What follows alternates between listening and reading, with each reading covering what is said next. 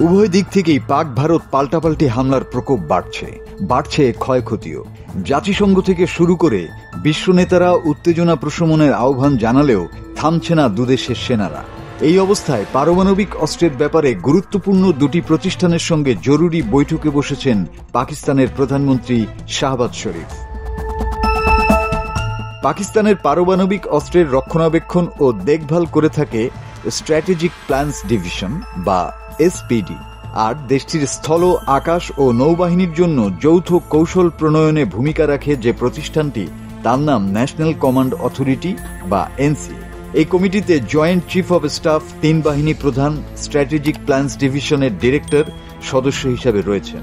পাকিস্তানের আইএসপিআর জানিয়েছে, সাম্প্রতিক যুদ্ধ পরিস্থিতি সামনে রেখে করণীয় সম্পর্কে সিদ্ধান্ত নিতে পাকিস্তানের সর্বোচ্চ 2 প্রতিষ্ঠানের সঙ্গে প্রধানমন্ত্রী শাহবাজ শরীফ জরুরি বৈঠক ডেকেছেন। ভারতের হামলার জবাবে দেশের ক্ষেপণাস্ত্র এবং পারমাণবিক ক্ষমতা সম্পর্কিত সম্ভাব্য প্রতিক্রিয়াগুলো নিয়ে আলোচনা করার জন্য এই বৈঠক ডেকেছেন তিনি।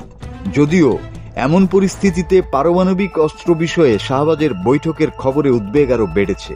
পাক ভারত উত্তেজনা কি পারমাণবিক অস্ত্র ব্যবহারের দিকেই যাচ্ছে? মাসুদ হাসান, বাংলা টিভি।